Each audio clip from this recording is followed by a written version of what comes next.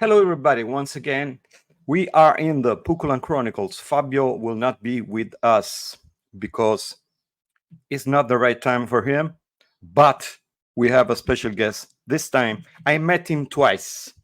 I hope I will meet him once again as soon as he will come back to Italy.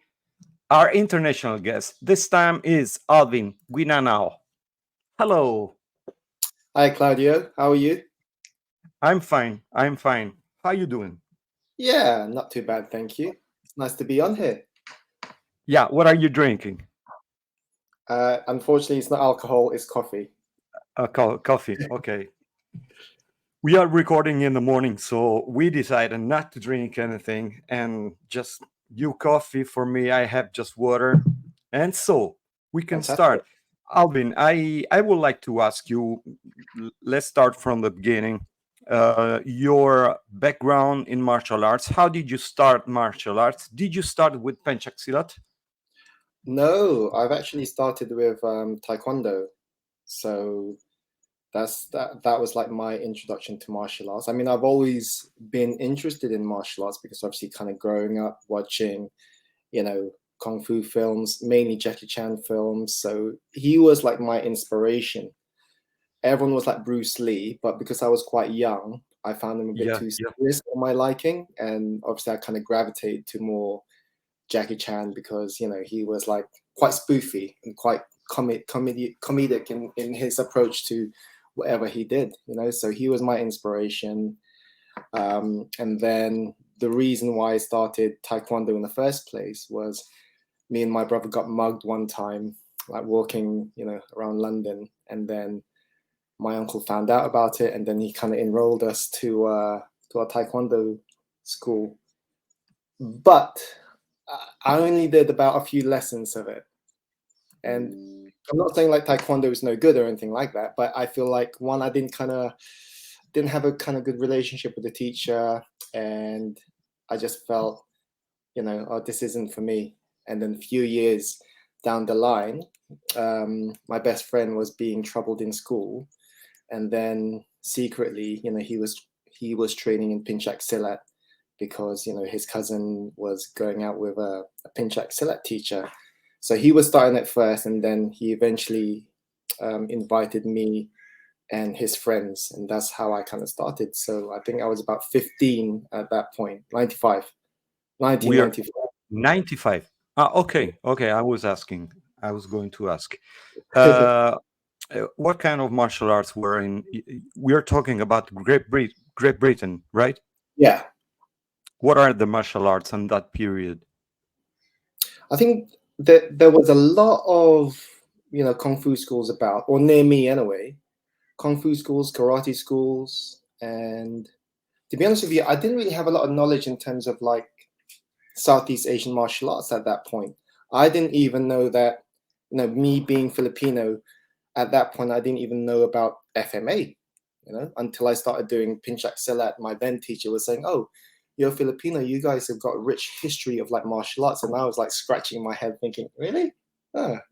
And then he kind of showed me about who Guru Dan was. I thought, "Oh, he's Filipino. That's really cool." And at that point, that's when I kind of started studying a little bit more or researching a little bit more of Southeast Asian martial arts. You know, Have you ever been in the Philippines to study something like Filipino martial arts, or you just stick it to Pencak Silat? only let me see. When did I first? I first started. Except except multidisciplinary workshops with other people. I mean, you go and study and your This, own this journey, not for a workshop. I mean, okay. So does this count at all? So there's this trip that I do every year. It's called the Russia House. Does that count? So I'm always like in you know a lot of the sessions with the other like GMs of FMA. So for example, like hmm. GM Rodel de Gut, he's like, I think he's like one of my favorites out of the whole group. I mean, don't get me wrong, everyone's great there, but I kind of like him, and I feel like I kind of connect with him a lot more. And this started, I think, 2017 was, I think, our first time I was invited to go out there. Does that count? Yeah, yeah, yeah. Is there? We will talk technical later, but is there any FMA style that you saw something and you said, "Oh, this looks like a little what I do," except Um, weapons? Let me see. I think every time I go to the Philippines, like every year, and whoever's teaching, I always think, oh, that looks aspects of what we do. But then, I suppose with the Pencak Silat that I do, it's not a traditional art, and this is something I always say to everyone. It's a modern take, you know. It's a modern Yeah, take, and it's a nice sort of like interpretation of West Sumatra Pencak Silat. And the reason being is that, you know, I think my then teacher, um, I think there was a lot of mixing going on. So to the point that I also don't really know, you know, what is actually involved in his Pencak Silat, you know. So when I see obviously some of these FMA classes when I go to the Philippines, I always see, oh, that looks similar. So I've seen, like, you know, even with GM Rodel de Gurk, some of the Balintawak stuff, like little aspects of it. I'm not saying a big mhm, part of it, but just little yeah, snippet, I would say, you know. yeah. And so, can you tell us something about your beginnings? How did you start? How old were you when you started? I remember 16, 17, something like that. 15. What? I started at 15 in Czech. 15. Okay. Yeah. Okay. So 15 years Okay. of it. And like I said, it was a bit of a funny story because, you know, it all started with like my best friend being in trouble in school. And, you know, the gang in our school, you know, wanted to beat him up, and they actually gave him a date saying, all right, after school at this day, you know, we're going to come and jump you and beat you up, that kind of thing. And then, you know, so we were kind of thinking, like, us group of friends thinking, okay, he's not going to come in at this day, you know, it'd be stupid if he comes in at this day. And then, you know, the day came, and then, like, what the hell are you doing? What are you doing in school? You know, didn't you hear that they're going to beat you up? You know, but there was a group of us saying, okay, I'll tell you what, yeah, you know, I wasn't less this way inclined, but the rest of our guys, you know, they were ready to, you know, have a fight. So all of us were saying, like, okay, we got your back after school. Don't worry, we'll come with you. So as we were kind of, you know, walking to our bus stop, we turned a corner, and seriously, it was almost like 50, you know, guys there. And we were thinking, there was about 8, I think, of us. And we just thought, nah, this is not going to happen. So as my friend was walking in front and the rest of us were behind him, eventually, you know, some of us started disappearing from, like, you know, going across the road. One went into the shop. Yeah, I was the one that went across the road. And then, you know, my friend looked back and he thought, shit, I'm alone. And then, you know, he looks across the road and I'm like across the road saying, sorry, I can't do anything about it, you know. But luckily he had the saving grace. When he got to the bus stop, his cousin was eventually there and kind of diffused the whole situation. But because of that situation, you know, his cousin heard it. And then at that time, as I was saying earlier on, his cousin was going out, you know, with a Pencak Silat teacher. So he started training first. Then a month later, I think a month later, he invited, like, you know, 7 of us, of his friends, to kind of join him, you know. And at this point I was like, oh, I don't know what this is. But then, you know, he gave a little demo and I thought, wow, that looks really cool, you know. And then I kind of stuck with it, and I didn't realize that I was going to pay, to some extent, a career out of, you know, teaching Pencak Silat. It was already something like you play now as a style similar, a lot of groundwork, a lot of body training. It was Yeah, was it hard in the beginning? it was very hard because I think the first few months, you know, it was that kind of old school mentality. I think in the 80s and the 90s, people had kind of blind faith in terms of, you know, well, you do this and no questions asked, you just do it, you know. So that was for us, you know, we didn't question things. For the first few months, it was just, you know, exercise, postures, low stances, groundwork. So it was all very conditioned it was all kind of conditioning, really. And then after a few months, when I don't know if it was a testing period, but after a few months, because there wasn't a lot of like combat aspect to it at the beginning, a lot of my friends started like just leaving and just kind of gave up. But then when he started showing like the combat aspect of it, in a sense, like not that I was perfect with it, but it's almost like I kind of understood, the kind of body mechanics, because we were, trained first, doing the postures, the movement, and then a few months later was the application to those things. Okay. How was in that period? Your friend used to ask, "Well, what are you playing? Are you playing some martial arts?" And you said, "Pencak Silat," and they used to say, "What? Yeah, What is this name?" absolutely.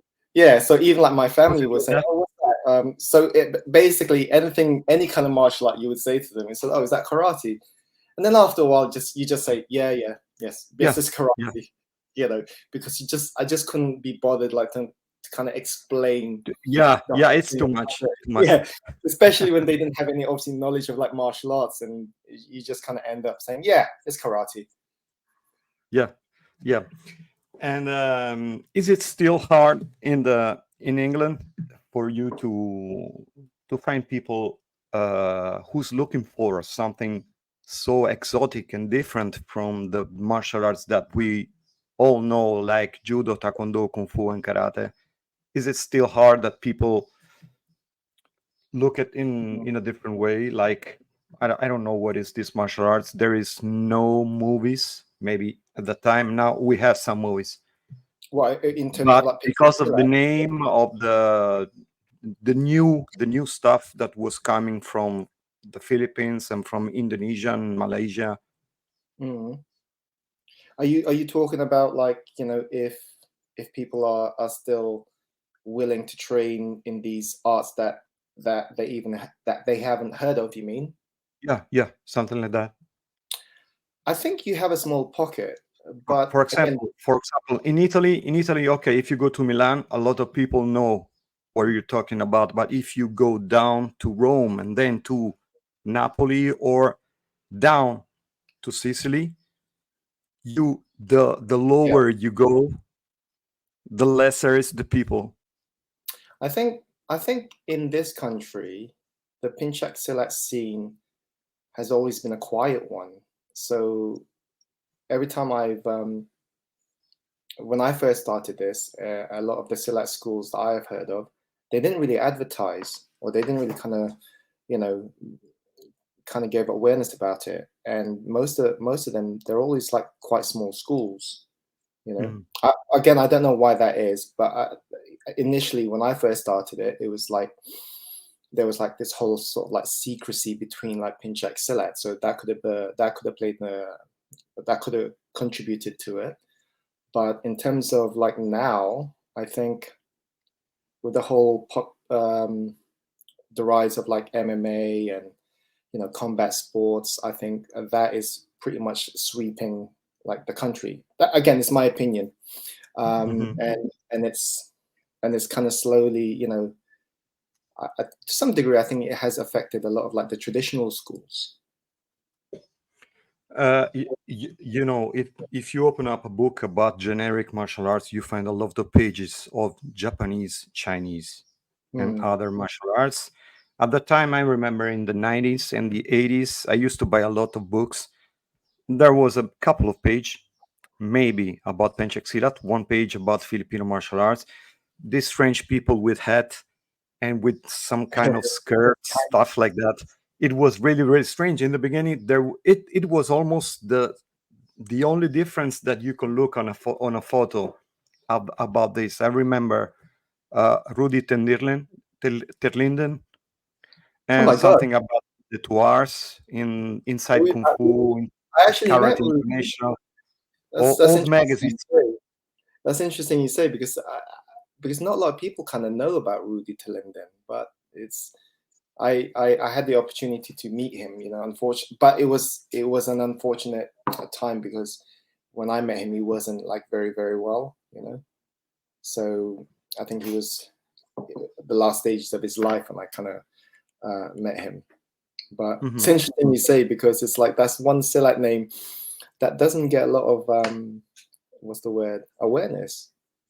For me, it was the first time I saw something about Pencak Silat in the magazines. I Mm. used to buy in a magazine shop. I used to buy Karate International, Kung Fu Masters, and all the magazines I have Art down magazines. down there. I have all down there. Many I threw them away because I didn't have space at home. But I made the copies of all the articles about Filipino, Indonesian, and JKD at that time in the 90s, Yeah, and I saved that. So there is Rudy Terlinden. There was the Detuars. There was the Swanda family. yeah. It was the only stuff about Pencak Silat at the time. So it was strange to see that just a couple of pages in all the magazines, and Mm. now it's full. Um, let's get to the technical aspect.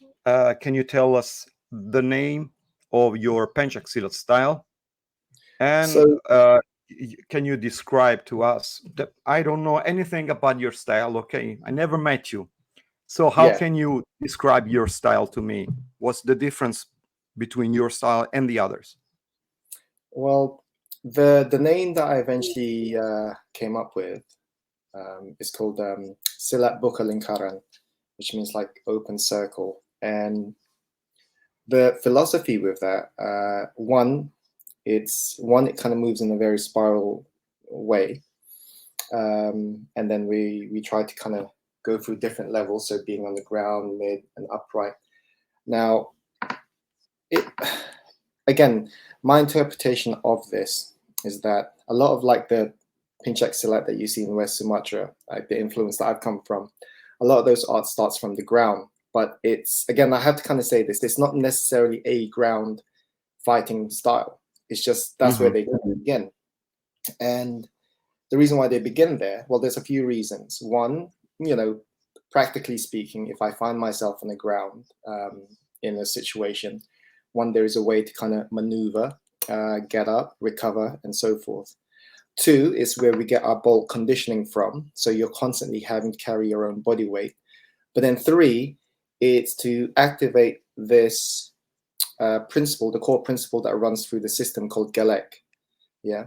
So basically, it kind of described one, the motion and the movement of the art, but two, it's about how to kind of bring everything together in one continuous flow of motion. So before you do that, obviously, the reason why we work on the ground is that you're kind of having to feel the whole body being activated. So if I'm posturing with my hands, my upper body's working. If I'm kicking, obviously my leg is working. So it's basically the whole body is kind of working with that. And then once you kind of have that once you have that kind of grounding, then you eventually kind of bring yourself up. So you're kind of bringing like the whole principle that you've achieved on the ground, and you kind of bring that upright, which is a lot easier. Being on the ground is a lot harder. So a lot of the time you feel kind of constricted in terms of like your movement, but that's the whole point. Eventually you become a bit more freer, and then you take all of those principles upright. So I can't say, I always find like that question quite difficult in a sense when people ask me, what's the difference between this and that? In one sense, I can't say I'll say I don't know, because one, I don't practice, those arts. I can only talk about obviously what I do, you know, Mhm. and like anything, I think you can find similarities in every kind of art. But what I can say though is that being a Southeast Asian martial arts, predominantly, if not all, Southeast Asian martial arts are weapon based. So the reason why the hands or the striking looks sometimes weird, in the sense it's going weird direction, is because you're predominantly having a weapon in your hand. So the idea is that if you have a weapon or if you don't have a weapon, it's kind of the same structural movement. Yeah, yeah, yeah. You know? Alvin, does it happen that you train with some capoeira guy and you No, exchange techniques and say, "Well, I have something like this," and you start and enjoy together to do stuff like that on the ground? Because from what I saw, your Pencak Silat, the capoeira, and the Brazilian Jiu-Jitsu are the three main martial arts so experienced on the ground. So it was really, really, I brought my kids to meet you, and they play Brazilian Jiu-Jitsu. So I want them to see what you do, because I think it could be fantastic to integrate your Pencak Silat into also what they do, and have all the movements on the ground also with the striking. So does it happen that you study or train or exchange techniques with Well, some guy from? in terms of capoeira, I think a friend of mine invited me to. This is when I was still very early on, when I was training Pencak Silat. A friend of mine invited me to the class that she was going to in terms of capoeira, and that was it, really. It was just like me just to have a little taster. It was cool, but I don't have any influence in terms of capoeira. Okay. But in saying that, I've seen sometimes when they play. So we have something similar, I suppose. Again, going back to, I think in terms of like martial arts, you will always find similarities in everything. Yeah, At the end of the day, sure. there's only so much that our bodies can do with 2 arms, 2 legs, 1 head, I hope. So you will find like similarities in a lot of things. It's like, for example, I always say this to my students, it's like a punch, well, karate punch may do it this way, Thai boxers may do it this way, a boxer may do it this way, but you're still kind of going through like in a sense, like the generic sort of outline of that movement. A punch is going forward. So you will find obviously similarities in all of those things that I just mentioned. So in terms of like capoeira, what was really nice, I can't remember the name, when they just kind of play. The Roda. Yeah, I think it was that. So we have something similar like that to in the style. It's called Kuching Bagaluk. It's like almost like 2 cats playing. Obviously, some of the movements, there may be snippets that may look similar, but overall, we do things, I suppose, slightly different. But the concept is still kind of the same. You're just kind of showcasing what you can do, basically. And then from that point, the next stages of that, then it kind of turns into kind of sparring. But the beginning part is just like, it's just a showcase of showing all the different vocabulary of movement and techniques that you can do solo, but obviously with a partner. Okay. I'll try find a clip for you. The body training is really, really important in what you do. I saw that. What I really liked, it was that all the people training with you that I saw near Rome and in Rome in this month, you must be trained to do that stuff. You must train. It's not like you end up your training and you didn't sweat just a drop. So it's really hard to acquire that kind, especially I think in the beginning. So how much you have to train, and how much Alvin trains every day to still be able to do that stuff? Well, I wasn't, when I first started Pencak Silat, so there was 7 of us good friends in school, and unfortunately I was in the low spectrum in terms of like one of the unfittest and clumsiest out of the group, second to last, I would say. So I wasn't a gifted mover, for one. But when I kind of, when I saw Pencak Silat at the beginning, and I don't know, I thought it was different, with my lack of knowledge in terms of martial arts. I thought, wow, the movement looks great. And the more I kind of trained with it, I felt good doing it. So in a sense, I kind of dedicate a lot of my time to it. And there was a period, because I didn't have any responsibilities like I have now, so I'm nowhere near as fit as I was before. But when I first started it, and well, at the beginning it was like, because I was in school and then I was going to work, so I would sometimes train early in the morning, and then in the afternoon. But there was a period where I stopped working, and I was eventually started working for back then my teacher. And because he had an academy, there was a good few years where my life, I was basically like a monk. Didn't really drink, tried eating good. I would wake up, I was so regimented. So sometimes I would wake up at 4:30 in the morning, go and do a cold bath, just to kind of wake me up.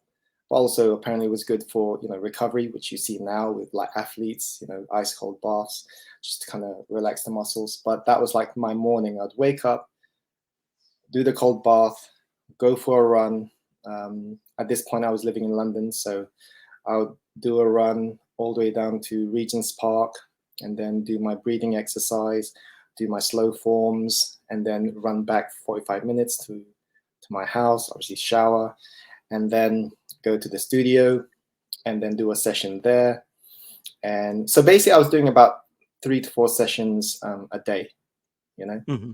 So that was like a combination of, sprints, weights, Pencak Silat.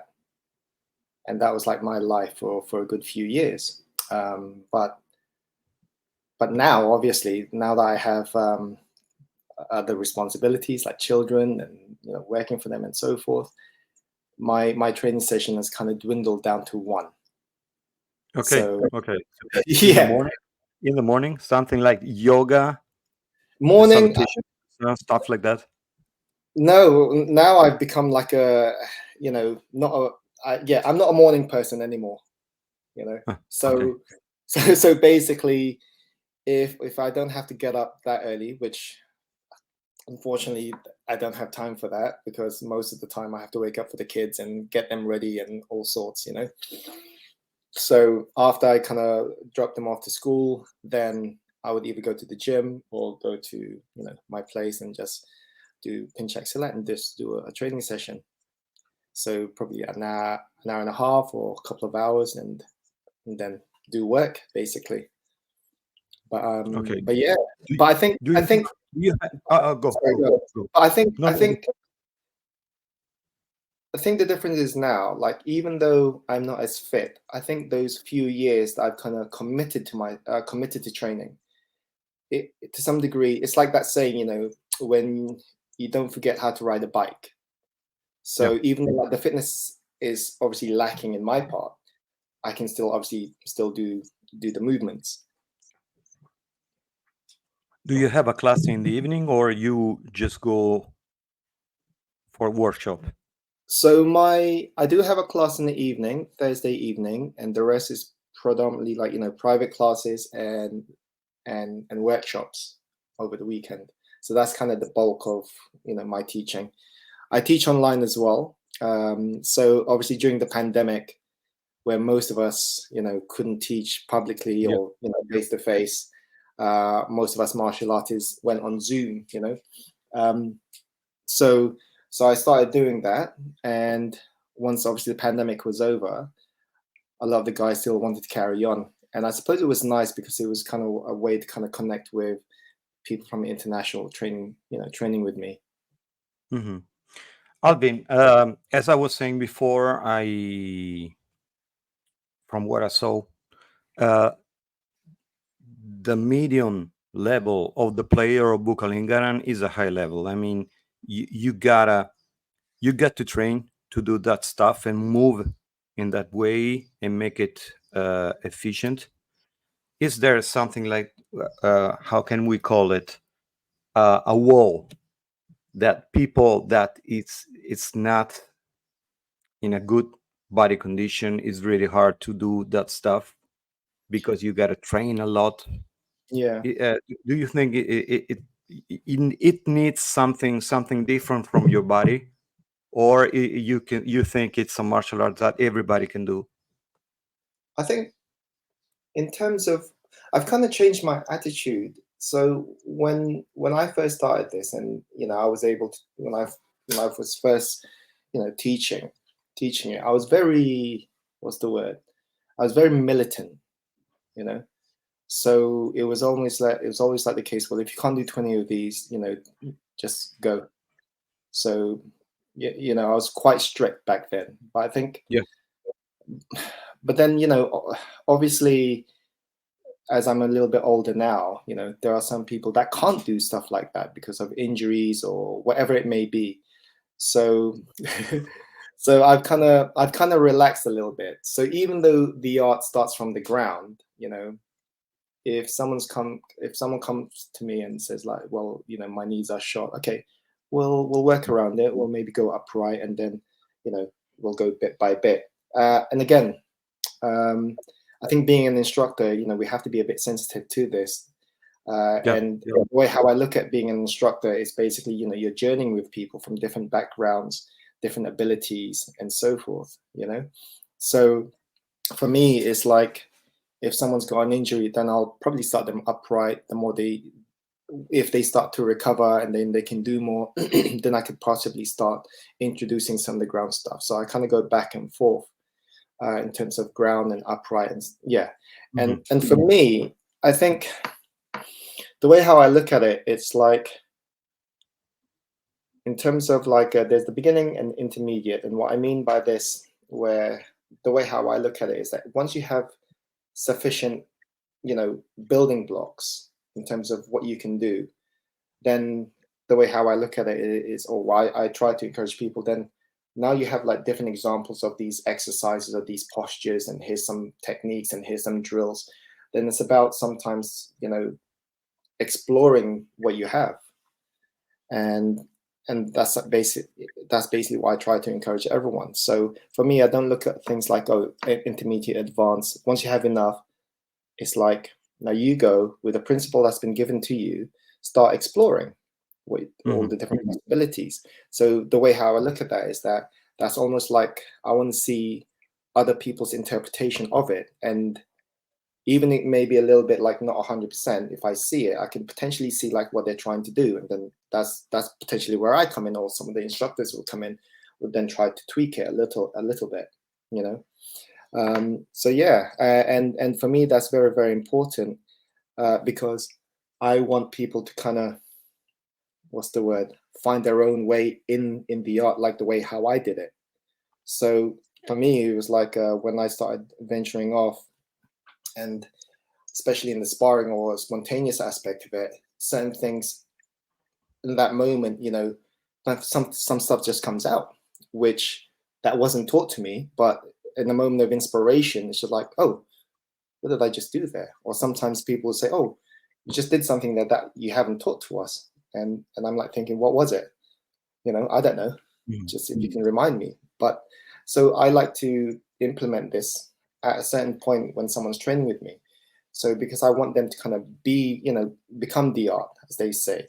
I want them to be like I want them to have their own version of it, their own personality into it. So so when I chose this name, like Open Circle, the circle part represents basically, the Gelek and the continuous flow of motion and the connection.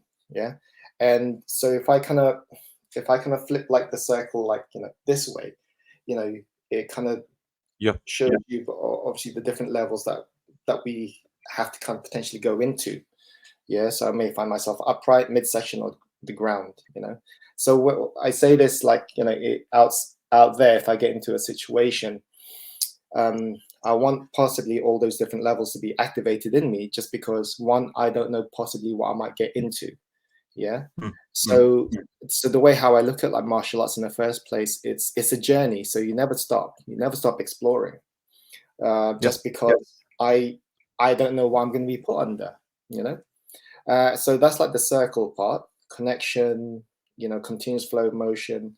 And when I say open, the open part is basically, well, how far can you go into something? How far can you go into exploring something? Well, the way how I look at that is like, well, that doesn't stop until, I go away from this plane of existence. So there's always something to learn every single day. There's always something to explore, There's always something to refine if you can't find anything. Alvin, How do you organize your work when you go somewhere and you know you're going to a new school? They don't know anything about Pencak Silat. If you go to a school and say, "Okay, guys, let's give a front kick," okay, but your front kick, for example, can be from the kneeled position. So Yeah. you find people that, wow, this movement for me is the first time I do it like that. You organize in different ways when you go somewhere and you know you have people that it's the first time in Pencak Silat, and when you go to somewhere that you know and you already know that he trained a lot in what you do. How do you organize the different things? Um, I'm well, stealing your secrets. at the beginning, yeah, at the beginning, I did a lot of demos. Yeah. Mhm. So this is something that I try to teach like my instructors now. Again, with the whole knowledge of um, Pencak Silat not being, it is and it isn't, in in terms of well known. Yeah. So if you're in the martial arts community, you would probably have heard of Pencak Silat.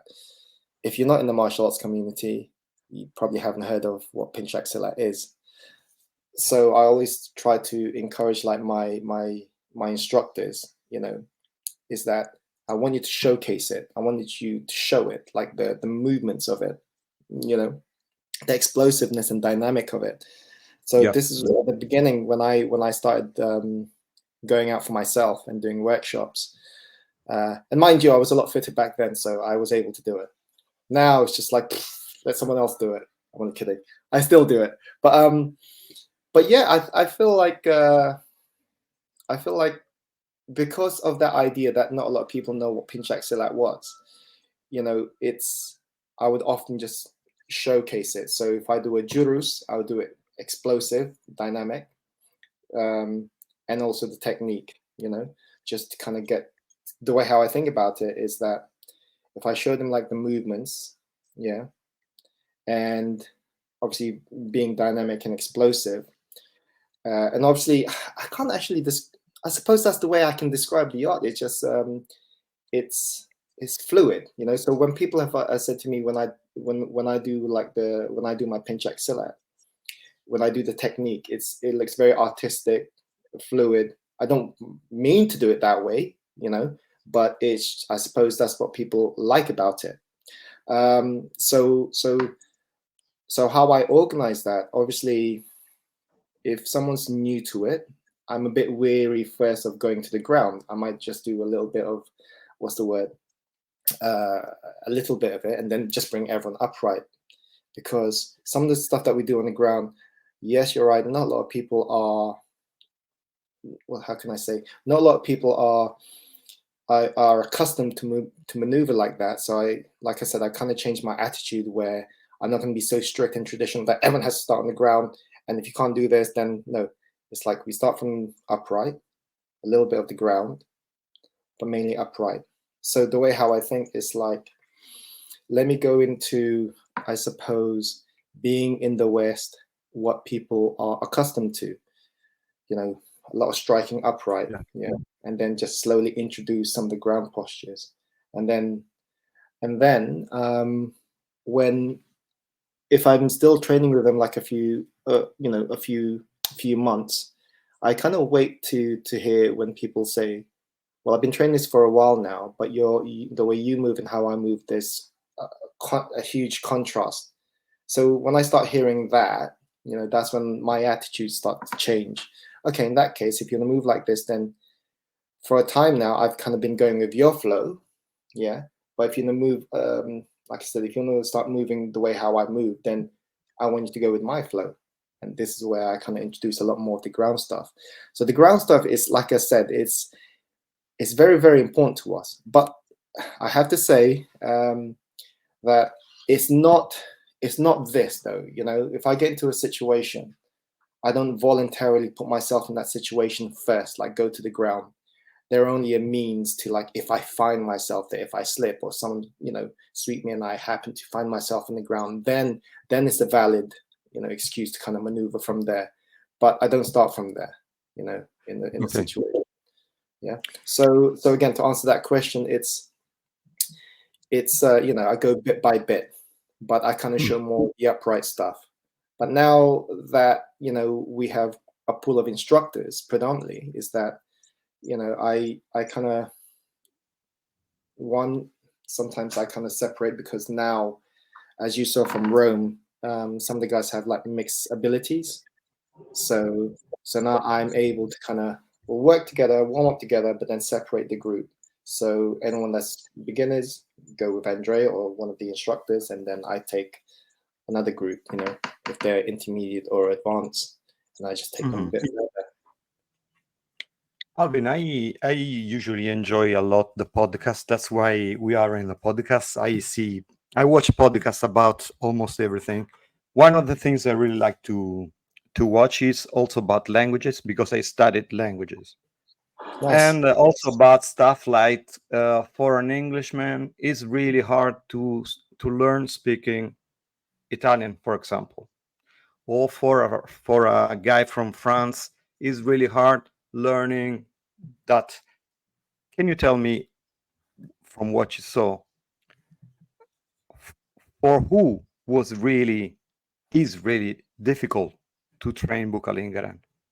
The judo guy, the taekwondo guy, the boxing guy, the Filipino martial arts guy? Usually, what do you think is really hard for a guy who comes from grappling, striking? It's a nasty question. You don't want to. No, it's not that. I think my approach has always been, now, obviously, now that I'm exposed to many different martial arts, yeah, I always try to find, like I said, you can always find little snippets and similarities in everything that we do. The key to enter that mechanics. So sometimes, if I know the art, and to some degree, if I know a little bit about their philosophy. So basically what I'm trying to say is that I try to find something that can link us together. So, for example, if I do a certain movement, oh, this is like, when you guys do your Thai clinch, is this and that, I try to find a link to kind of find a way, one, just to kind of make it easier for them, But again, I think it varies, so I can't particularly say like, oh, this particular style will find it hard if they do Buka Lingkaran, because I have found, obviously in my travels, it's about the individual. I don't think it's about the art. Sometimes it's the individual that kind of find it hard to kind of, well, I can't see the concept of this, but then again, like, that's how I see also like martial arts. I don't believe, in a superior martial arts. I don't believe in that at all. I love like a lot of Pencak Silat. If I had, a lot of martial arts. If I had time, I would be studying it also. But I think what's important is that if you connect yourself to a particular system, then it is that responsibility for that person to make it work for them. So like I said, in my travels, I've seen amazing karate guys, amazing Thai boxers, FMA guys, and so forth, and like I said, it's not about the system, but I think it's about the individual. You really have to kind of dive into it, and it's your sole responsibility to make it work for you. So this is why I was saying about like within the system, again, going back to the name of Buka Lingkaran and the logo of it. So for example, you've seen my logo, right? Yeah. So it's a circle. The circle, and and there's a person in the middle, and that person in the middle, that silhouette is me, because I'm narcissistic. No, I'm only kidding. But so the idea is that when you finish with me, so basically, you mean the one with karambit? Yeah. Okay. So the way how I see this is that when you finish with me, it's there comes a point, the system is only like 7 phases, and after that particular person is free to do whatever he wants to do with it, you know. As long, the thing that I look for, you know, is those principles being active. Is it fluid? Is it adaptable? Is it efficient? Is it dynamic, and so forth? Yeah. But the way how I look at it is that once you finish with me after the 7th phase, it's like I come out of that circle and there's an empty space there. Yeah. And the philosophy is that, well, you've been with me for a while now. Yeah. At the end of the day, I'm not you, you're not me. I can't see through your eyes, you can't see through my eyes. I can't hear through your ears, you can't, you know, I can only hear from, and so forth. You get the idea, right? So basically I'm watching this world and I'm kind of interpreting it according to where I am in my consciousness. So my point is that once you finish with me, I come out of the circle and there's an empty space there, because at the end of the day, I don't believe, again, it's my theory, I don't believe that, you know, a person can finish your style, you know, because that's completely up to you. So it's almost, there's a missing piece there, and the last missing piece is basically, well, what do you see for yourself? Yeah. You know, you have to decide where you want to go with this. Yeah, I can't make that decision for you, because as I said earlier on, I'm constantly trying to explore, refine what I do. So people might say, well, you haven't taught us that. Well, no, because I'm constantly exploring Yes. and evolving and so forth. Yeah. And there comes a point where I'm trying to teach all of this through this principle, and it's from just phase 1 to 7. Yeah. And here are the examples. Yeah. So for example, like some of the movements that I do within that framework, some of those movements may be gospel truth to me, but after a while, some of those movements may not be for you. So you might have to tweak it a little bit, like what I had to do when I was doing this. So I'm open-minded to all of those things, but obviously later on. So at the beginning, you're learning this. I want you to do it this way, that way, this way, this way, that way, this way. Only in like a few years, like I said, so in a few years' time, naturally, you know, your personality eventually kicks in, and you might tweak a few things. And I'm like, yeah, good. That's how it should be, because I am not you. You're 6 foot. I'm 5 foot. You know. But yeah, so that's the way how I look at it. Let's get to the technical aspect. One of the videos that I really love about you is when there is a guy on the ground and you show how to move in different angles, horizontal, oblique, vertical, and you do the 4 stances. How many are there? 4. The crocodile, the tiger, the ground art, you mean? the turtle. Yeah, so How there's many? a turtle. So the main one is called Kuching, which is the cat. Yeah. The cat. Okay. Yeah. And I say this is like the main one because sometimes when I'm transitioning from another posture, ultimately I want to have just one movement, one transition, and I'm in that position. Okay. But sometimes, you know, you might have to do 2. And the bridge between one posture to another posture, I might have to go through Kuching first to get me to that move, to get me to that posture. So that's why I said like Kuching is like the main one, because it kind of, you know, it kind of touches. I love the Kuching because it's good for my knee. So I have no problems with my knee for the Kuching. Good. So yes. Yeah. The open cat is good. It's good for my knee, and also the closed cat. I thought that was a problem. I will tell you what I cannot do that. Yeah, that if I go like that on my knee with my body weight, I'm done for a couple of days at least. I walk like that. So the Kuching, I really like the Kuching. But again, here's the thing, you know, there's always like basic movements to any of those postures. So rather than like, you know, your knee is planted on the ground, you can have it your bum just sitting on the ground. Yeah. You know, because like I said, it's again, the way how I think about it and the way how I look at these things. So when I say like West Sumatran arts, predominantly a lot of these arts are like village arts. Yeah. And so I think I think like this. And I'm kind of drawing as well, from where I was born. I was born like near a village, and I was there from about 0 to 5. So being in a village, you know, everyone just works the land. Well, most people work the land.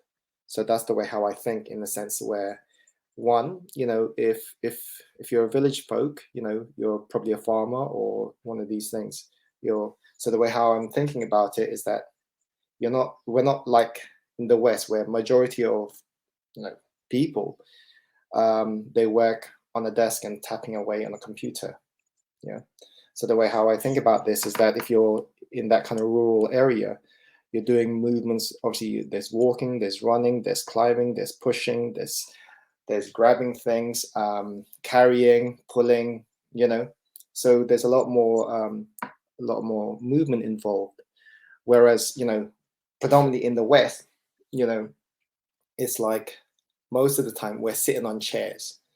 So you wake up, have breakfast, you're on the table, you're having your coffee, you're having your breakfast, you finish that, you go to your car, you sit down, or a bus or whatever, to get to work. You're sitting down, you get to workplace, you walk up to your desk and you sit down again for the next few hours. So the reason why I have these ground movements first, again, one, to activate like the principle. Two, is just to get some mobility, flexibility as well. So the way how I look at these things as well is that for most of us that like Southeast Asian or exotic martial arts, we look at the movement and think, oh wow, that's great.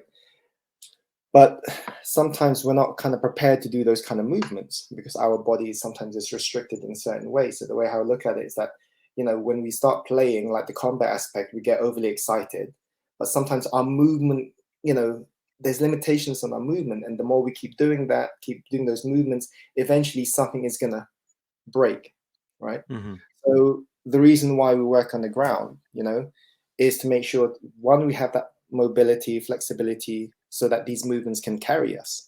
Now, like I said, I don't believe that a lot of the guys in Indonesia train like this, because the way how I look at it, like I said, during their day, they're already doing physical work. They're already like carrying, planting, climbing, so very physical, not like us in the West where we're just sitting down predominantly. And then what, an hour and a half or 2 hours, a few hours a week.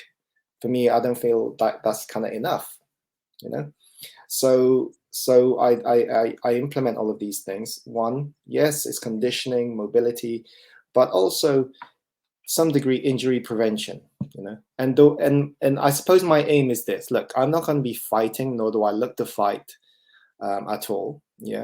And like, they're only used for if I happen to be in a situation and I have to use it. But I'm not actively looking for that, right? So I use this, just for, to keep me healthy, keep me fit. But my aim with it is basically for longevity. So I want to be like in my 70s or 80s, because these guys in Indonesia, yes, the power eventually goes, and it will happen to all of us. The dynamic movement is going to go. But these guys in Indonesia, they can still do all of these postures and movement. And basically that's my aim, that longevity. Okay. I can still do these postures and movement, jump in my 80s. Right, yeah. So all this one.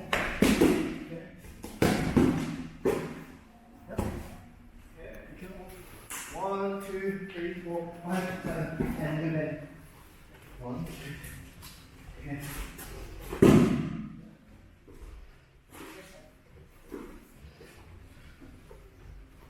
From here, 1, 2, 3, 4, 5. Okay. So 1, 2. Set. Crunch.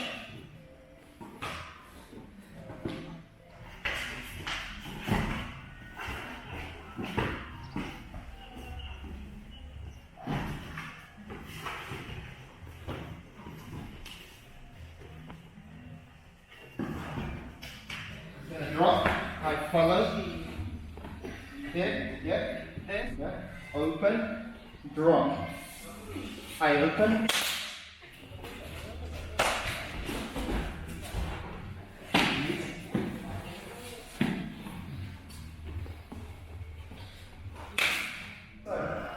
1, 2, 3, 4, step.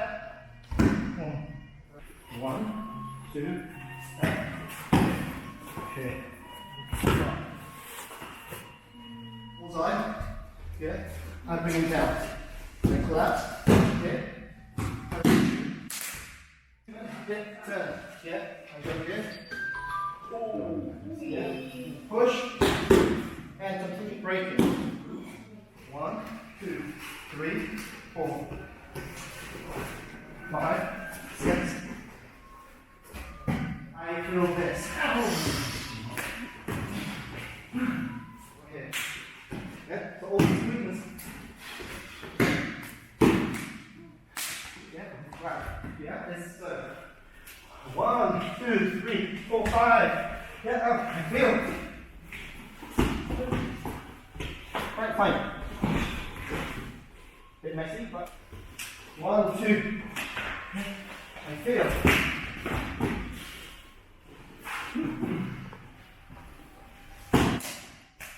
Come out. Yeah, alright. This is this.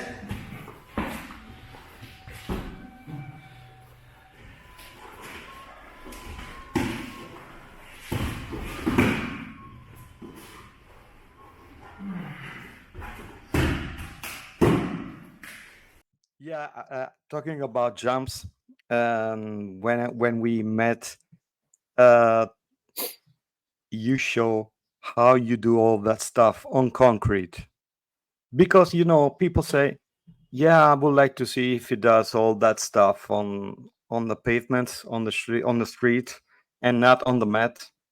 That you usually do that, because Andrea told me, and you did it when I saw you. You went out on the concrete and showed how to do that kind of stuff on concrete. Does it happen a lot of times that people say, I would like to know if I would like to see if you do that on the hard concrete? No one actively says that And to so me. you show. And so you show. I say, yeah, come on, guys, let's get out. No one actively asks me to do it. When I get into my explanation and I say this, it's like, right, I'm going to show you. So so yeah, and I've tried. I think working sometimes when you're not on the mats, yeah, you're a bit more conscious of how you need to be, how you need to land, where you need to be positioned. Yeah, there's that, because sometimes when you're in the mats, you're not thinking about all of these things because you're cushioned.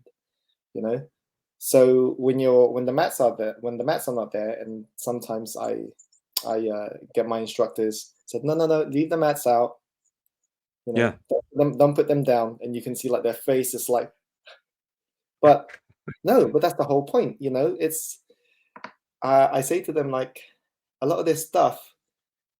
Again, I see this in Indonesia. I think it's changed now, but when I first saw this, they're just training on like gravel, and they're jumping, and it's like, ooh, how's their knees with that? But we have to kind of remember as well that these guys are different when they're not Westerners, So, for example, they're not as tight as Westerners, yeah. So again, going back to the physical stuff that I was talking about, for example, the Asian squat, yeah, that's that's a pastime, just positioning. You mean the Jungkook?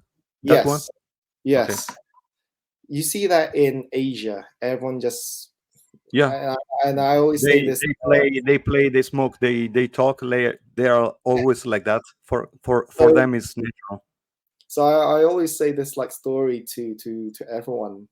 Like my little knowledge of still being in the Philippines is that that's the first thing that people do when they wake up. They go outside, have a cigarette, and they squat, and they just like say hi to people and so forth. And when I was still living there in the 80s, even like the toilets, there isn't a fully working toilet in the house. It's outside, just dug up a very, very, very deep hole, suspended by two planks. You're squatting and you're doing your business. And the funny story is that so I still had that knowledge. So even when I went to the UK, I saw a toilet and I still did that. I went on top of the toilet and squatted down until I saw like a film. Oh, you're supposed to sit on it. I didn't know that. My point though is that these guys, that's the way, you know, they predominantly are. So as I said, you know, if you're in the village or it's you're doing a lot of physical manual labor pretty much, Yeah. you know. So when they do things, one, they've already got like the, not the cushioning, but I would say like the mobility to do these movements. Us Westerners, we don't, and we have to train for it because our bodies are tighter, you know. Yeah.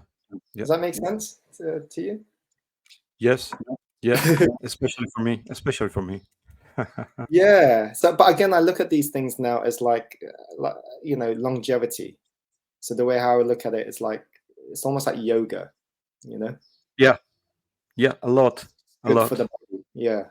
But then again, so you explain about doing this on concrete or doing this on hard surface. Yeah. That goes again in terms of what I was saying about the principle Galek. Yeah. So the reason why we work on the ground is, again, you know, you're doing all of this stuff, and the idea behind that, there's two things that I'm trying to get. One is that when you fall, obviously there's that momentum. I want people to familiarize themselves when they're feeling that momentum going down. So that should be the way how you're kind of striking. It's just momentum. So everything's just going out. Yeah, something's just drawing and pushing you. And then two, from the moment you kind of land on the ground, I suppose it's kind of hard to do this without kind of showing it to you, but it's like I'm trying to distribute the point of impact. So I'm not just going thud and staying still. Yeah. So if I go thud, thud and stay still, you know, the energy obviously that I accumulated falling, yeah, and then there's a sudden stop, then that energy is going to bounce back into my body. Yep. If I tense up, you know, chances are I'm going to pull something, injure something, you know. So the idea is that from the moment I feel like the impact, I'm kind of distributing, you know, my body weight. Yeah. Not to say I don't feel it, but I'm lessening the impact for me by kind of distributing everything, and I'm kind of going with it. So I suppose I'm trying to think of an example of this. Have you seen those guys where sometimes they fall off a cliff? Yeah. And the first bump that they hit, like they make them unconscious, and then they start, you know, falling. But then they realize, you know, when they wake up, it's like, oh, wow, I feel achy, but I'm fine because the first point of impact made them unconscious. They're just relaxed and they're just kind of going with it, you know, as they fall, you know. Yeah. So it's that kind of idea. Is just you're kind of going with like the momentum. And then let's talk about. Oh, go. sorry, one more thing with that. Yeah. Again, Sure, I'm here. I have other 2 hours. We can talk for 2 hours more. So. well, remember I I'm told you I have to joking. go pick up my No, kids, no, right? I'm joking. I'm joking.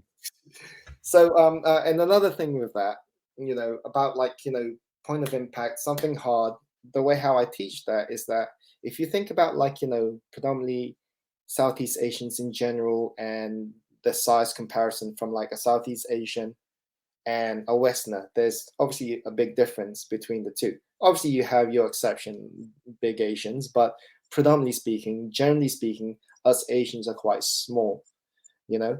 So the idea of that, like I said, about falling and then distributing and going with it.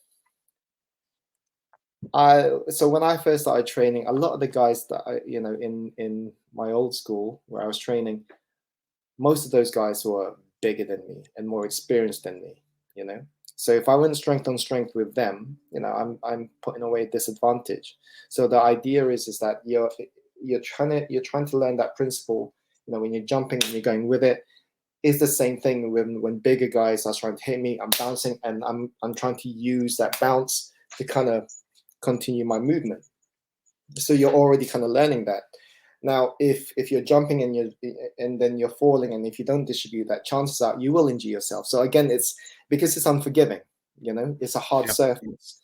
So you're already trying to develop that skill, and then when you're trying to apply it then into, you know, like I said, the combat scenario, if someone is bigger than me, I don't want to be there with them. I don't want to go strength on strength with them. you know. And I suppose that kind of contributes to people say Yeah. about speed. Well, I think that also contributes to it. Anyway. And now we talk about how you do it. We were talking about the cat stance. So you start from the kunchi is the first stance that you learn in Buka Lingkaran.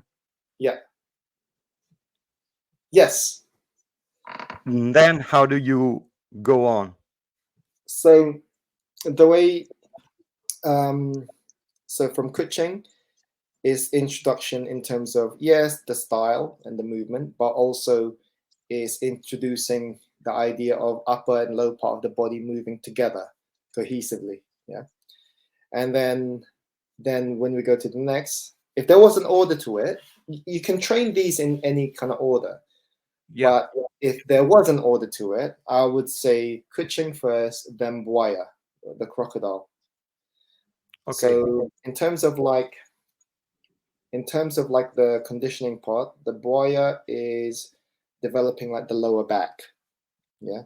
But then it's also a connection, a way to kind of connect the upper and the lower part of the body. For buaya, you mean the position like in yoga also? One I think leg is stretched out and the other one is bent? Yes, I think so you do the exercise like that to straighten the back. Okay. I think in some of the yoga system, that's called the pigeon pose, you know. So it's funny because some of our guys have said like, oh, you know, some of the postures you do are similar to yoga, you know, and they've started calling what I do aggressive yoga. But so yeah, if there was any like system to it, I would say the next one then will be buaya. Again, reason being, with all the travels that I've been in, predominantly the injuries that I see, yeah, obviously you can have any other injuries, but the main three injuries that I see is the knees, yeah, lower back, and shoulders. So these are the you want to know how I hurt myself first time, how it started, this pain that I got in the knee. Please don't say that because we were practicing Pencak Silat. Dancing salsa. Oh, what? Yeah. Yeah.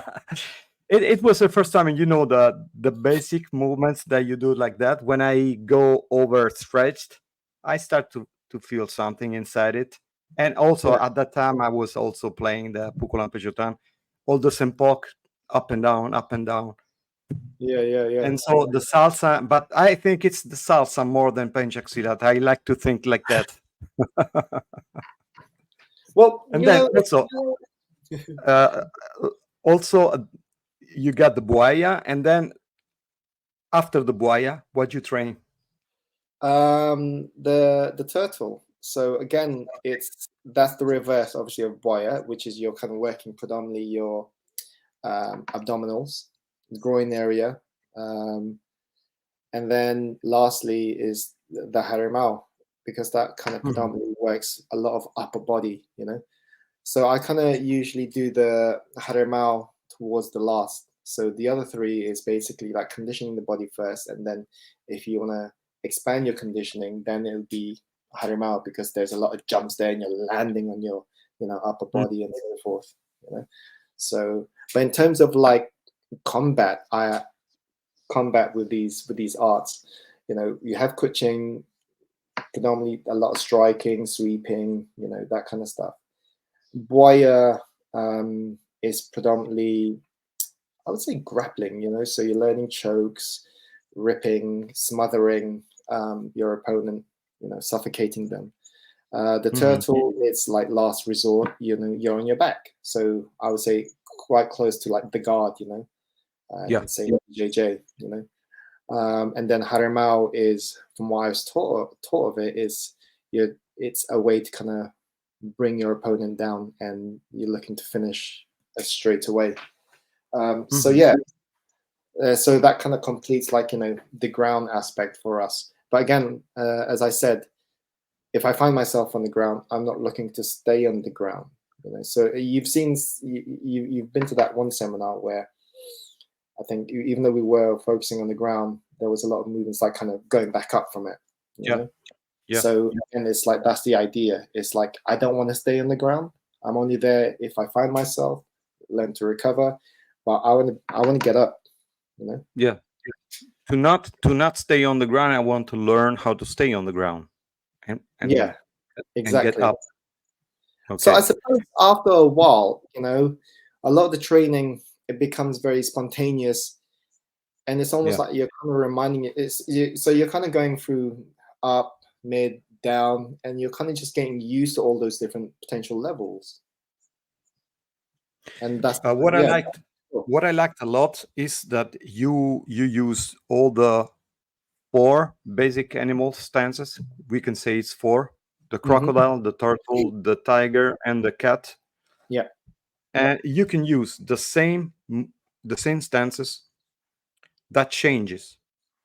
It depends on where you are on your opponent.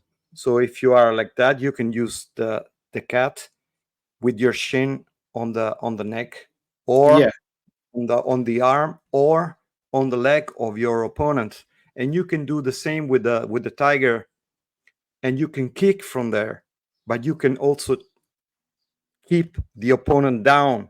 And if you do the buaya, you can put the bent knee on the chest or on other parts. What I really liked was that you use the same stance. It depends where that stance changes the meaning. and it's still the same stance. You're right. Yeah. So so this is why. So I've kind of been teaching like my guys this. Is that so the way the procedure of like how I teach the class, same exercises and same postures, yeah, same postures then that will be used in jurus, yeah, and then Mhm. same postures then that you'll use in your drills and technique, you know. Why it's like that, again, it's about, if you think about classes, only like a couple during the week. So the way how I think is about, and I think you will agree with me, is that one of the most important thing in terms of martial arts or anything in life that you're into is, and if you want to be good at it, is repetition. Yeah. You know, so the same postures and movements that you can do as an exercise, you can still do in your technique, and you're kind of, again, you know, ingraining these postures and movements into your nervous system. Why that's important, obviously, in a real situation, I want to be able to kind of access these things without me thinking about it, and it's just like, you know, a Mhm. second, and I can just, yeah, that I have access Yeah. to them. Yeah, so that's the way how I do this. It's like same exercise, yeah, same postures, but then as you said, you're right. Like these same exercise or these same postures, wherever you are in the body, can still be used as a trap, a pin, a lock, a strike, a break, but it'll still be used like the same movement. So this is what Yeah. I was trying to say to the guys. Here are some few examples. Then once you understand the principle of it, explore, you know? Mhm. So I want you to be able to kind of find this eventually for yourself and for your own. Alvin, I would like to talk also about gear. Uh, What what kind do of you gear are use we talking to about? Sorry, what do never you mind. use? I don't want my mind going. What do you use to train yourself? For example, if you check on Amazon, you can find those dummies that you put on the ground. Do you train with stuff like that? That if you are by yourself, you don't have in that afternoon, you got no one to train with, but you want to train with somewhere on the ground. You ask your kids come put on the ground, or can you train on stuff like that? That I've started recently with my kids. You know, they moan about it, but it's but it's one of those where I don't care if you moan about it. You're at the age now. Come on. Um, but no, I would like to have one of those dummies. I haven't trained with any of those dummies. Yeah, Andrea has it. I asked him, and he told Yeah. me, Claudio, you can check that on the internet you can buy one of those dummies with the target on the face, and there are some are good, some are like that. So, but it's good to train with that because you have a Yeah, reference no, point if absolutely. you're alone. If you are alone, Well, I kind of do my makeshift ones. You want to see what I do with mine? So I have a pad. Yeah. Um, so basically, something similar to that. If I have this pad. Yeah, and I have a okay, noodle. Yeah. So I find a way to kind of put these together by okay, by the body and the limb. yeah, by Okay, putting a shirt over it. okay. Yeah, so you have like the arms and obviously you have the body. So sometimes that, yeah. But I think for me now, I train more just the movements, the quality of the movement. So there's something called kimbangan in the art, yeah. And I think most, if not all, I should say, Pencak Silat has a free flow that's within the system. Yeah. So the way how I was taught this, it was that you have Pencak Silat. Yeah. The Silat part is kind of seen as more like the male part, the hard, combative aspect of the system. Then you have Pencak, which is more like the artistic expression of the art. And usually, Mm. what's attached to this is Kimbangan. So so once you have sufficient knowledge and vocab of movement, like I said, you're then training spontaneously. Um, it's like a free form. You're constantly doing it, and like I said, that's predominantly what I do these days. Mm. Done very very slowly. Sometimes it's explosive, but the idea behind that is that I'm trying to, as a solo training, I'm trying to find like my movement, or trying to find the quality of it, or trying to make it 100%, or try to refine my movement.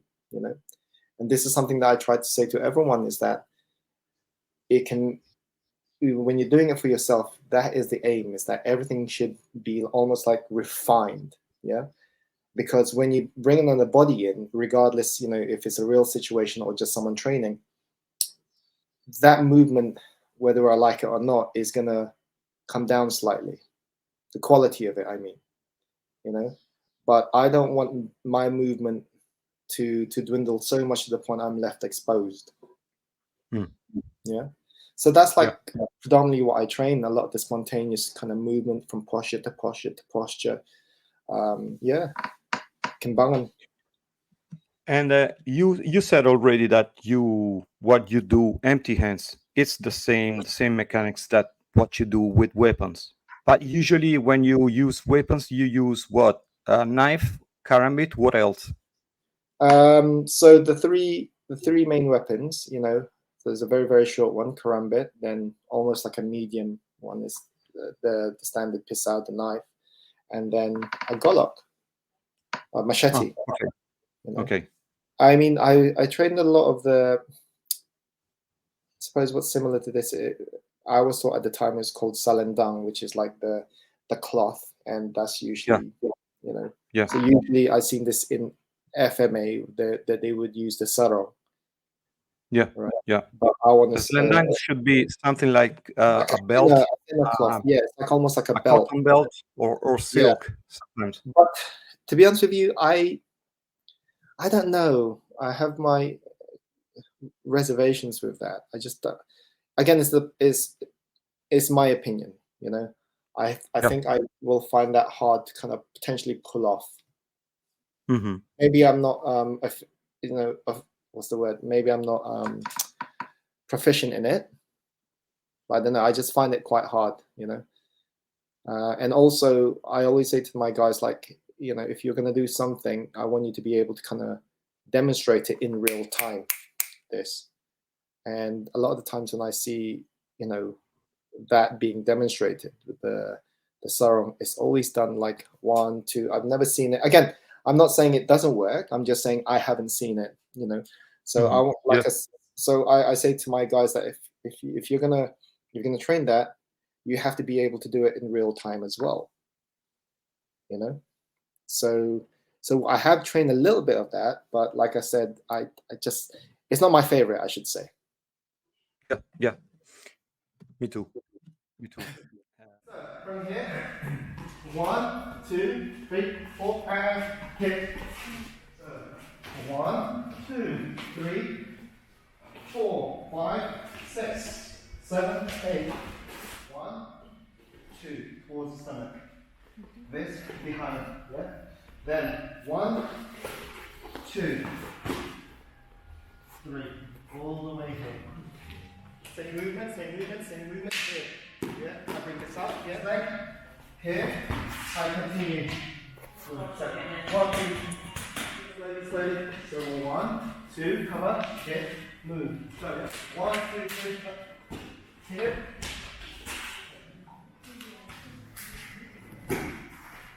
Head comes down, bang, bring it up, bang, through.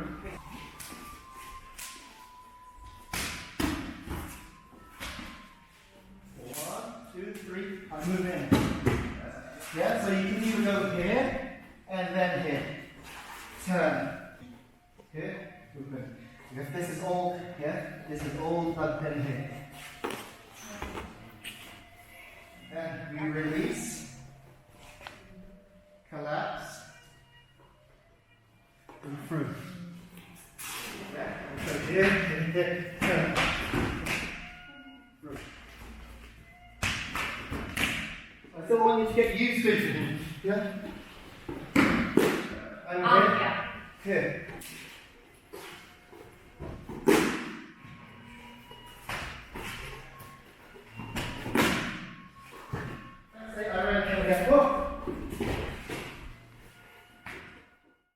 We're getting near to the end of this podcast, but I would like to ask you first, your next project.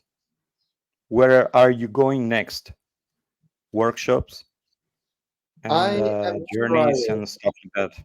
So my next one is one trying to get back to America. Mm-hmm. Yeah. So I'll say this. So I was doing a lot of work in America, but because they were like weekends at the time, I did ask at the time my host, do you think it's worth getting a visa? And some of them, no, just fly under the radar, because that will take time, and obviously we want to train. Okay, fair enough. But then I think it was 2017. I think is that I was on my way to Ohio, yeah, and I think my stopover was Detroit.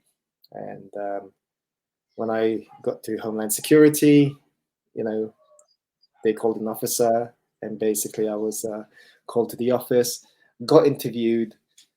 They already knew like the questions to their answers, because I somehow saw like a piece of paper that's quite under the officer's keyboard, that had like my website, dates. Basically, it had information on me.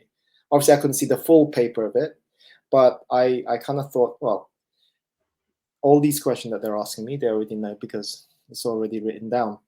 Cut long story short is basically I was denied entry, and then once the interview was finished, the guy that was interviewing me asked me if I had any enemies.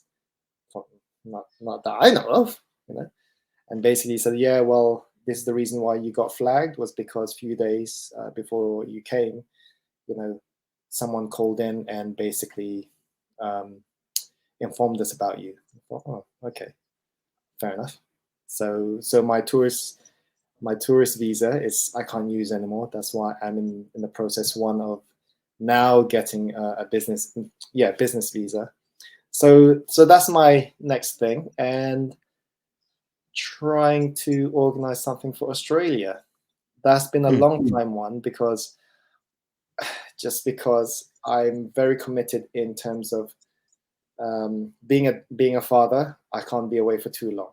I'm separated, so I have them half of the week, and obviously my ex-partner, she has them half of the week. So it gets a bit funny when I'm away over a week, But now they're getting older, and they don't need me as much, So I think I can slowly go for longer periods away. So that was the reason why I haven't been to Australia, just because getting there is almost like 2 days in the first place. Yeah. But yeah, so that's my next thing: America and Australia.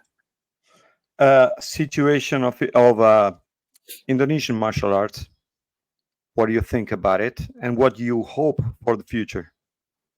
What do you mean by the situation of Indonesia? Generic situation, how it's spreading out styles. You think there will be more room for Pencak Silat in the world? More people to get interested in learning and training Pencak Silat. You see, it is getting better. It's getting easier to the people that I know Pencak Silat. I want to try. I want to train that. I think so. I think there is definitely a bit more awareness of it now. Yeah. Yeah. And like I said, I obviously I promote Pencak Silat, but my opinion in all of this is like, if you like it, that's great. I just want, obviously, I just want people to be training in martial arts in the first place. Like I said, I'm not one to say, well, this art or this style, it trumps this style. Yeah. It would be great, because I do like, obviously, that's where I'm from. Yeah. And I think it is slowly growing. It's taken a while, though. I would have thought, I kind of thought that how On Back, and then after that film, all of a sudden there was like Muay Baran classes like popping up everywhere. Yeah. I kind of thought that would kind of the same thing would happen with when The Raid came out. If I remember well, you train also with the guy who choreographed the movie Boy Kills World. Yeah.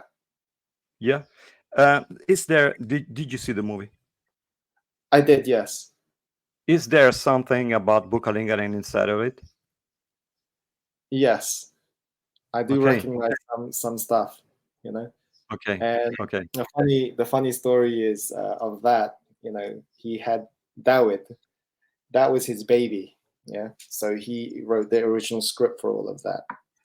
And he called me one time and said, Alvin, I've got this project, this concept trailer I want to do, and can you help me, please? And I thought, yeah, sure. What do you want from me? Well, I need you to come to Berlin, blah blah blah.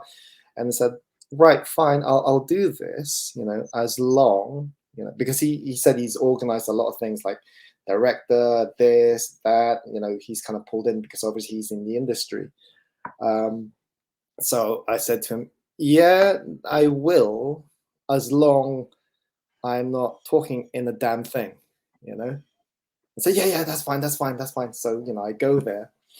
He introduces me to obviously the team that's involved in this concept trailer, and he introduces me to the director, and said, "Oh, nice to meet you, Alvin. I heard about you from David. Blah blah blah blah blah." And then he calls out to his assistant and says, we need the script for Alvin. And I thought, and I was kind of thinking, why do I need a script? I'm just here, just kind of demonstrating, what I need to do. And then he gets the script. So Alvin, so you have, this line I want you to read, blah blah blah, and I'm like, sorry, what lines, And so yeah, I'll be fine. You'll be fine. And I'm like thinking, no, I'm not gonna be fine, but okay. And then, so yeah, this is going to be in the evening, and I was there in the morning. Basically ruined my day, because I was pacing up and down thinking, shit, sorry, I'm not sure if I'm allowed to swear in this. No problem. But I was like thinking, oh no, And then obviously, like, when my part came in, and the camera was this close to me because I was doing this dialogue. It wasn't great. I hated that experience. Sorry, David, if you're seeing this, or the director. But yeah, that was not for me. But now, I'm very happy for him, because he's got his baby up and running, and the film was great. The action was brilliant. Yeah.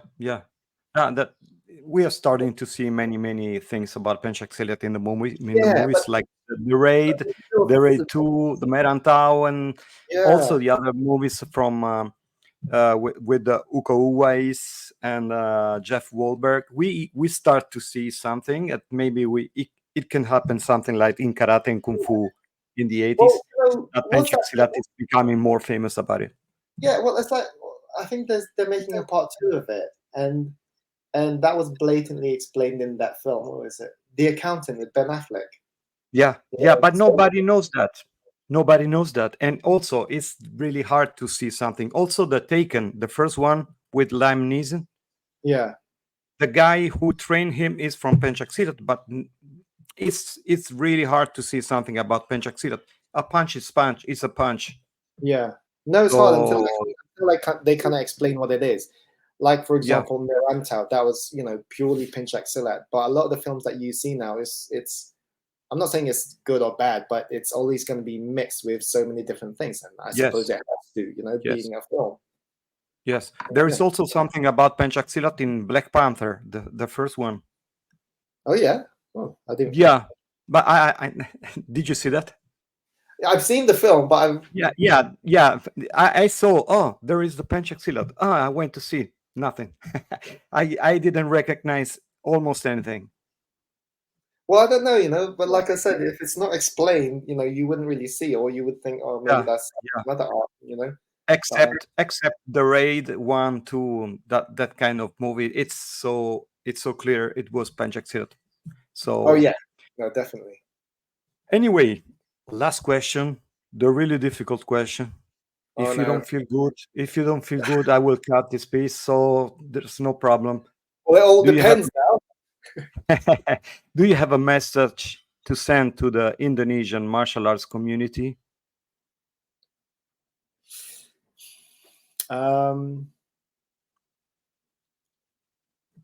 I do like Pencak Silat. I love it.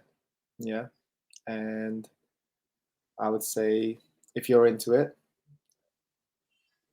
there's no secrets, and a lot of it is just down to hard work. That's all I Yeah, can say with that. If you're yeah, gonna be good at, if you want to be good at something, you need to dedicate yourself to it. You need to train it. Not just the technique. Yeah, that's all important. But I feel like it's like, for example, when we see combat sports displayed on the television, whether it be boxing, or MMA, and we see some amazing stuff that these guys are doing. Yeah, that is a result of just one hard aspect of training. it. Yeah, Yeah, but people don't see, like, the sacrifice, the dedication, all the different training methods, not just the combat aspect of it, but all the different things. And I'm saying yes, so make sure to be around it, like, martial artists. Don't just look at the techniques. Yeah, look at all the other training methods that goes with it, and train hard. yeah, yeah. Okay, Alvin, I thank you again for coming. It was a pleasure. I asked you many times. We had to find a right time to do that No, you've because asked me. like you are really busy. You are really busy with teaching. No, So Claudio. To be honest with that, you've asked me many times. Yes, there's busyness, but yeah, I think and that's you really are a nice. shy guy. Nobody knows that you are really shy also. I think that was like the main aspect. I thought, oh God, he's brought it up again. All right, I can't escape this. In the end, we made it. We made Yeah, it. no, it was fun. It Okay. was fun. No, but thank you so much for No, inviting I me. thank you. I thank you. If you want to get back next time with Ash, with Andrea, and present and introduce your next big event, be my guest. You can come wherever you want. I'm happy to do that. Well, us three, me, Andrea, and Ash. You four, you five, whatever you want. All right, cool. I'll speak to the guys and see if they're up for it. And I would like also to every detail and information about Alvin, websites, Instagram, socials, it's there under here in the description of this podcast. And Alvin, thank you again. Thank See you you so soon. much. Keep in touch.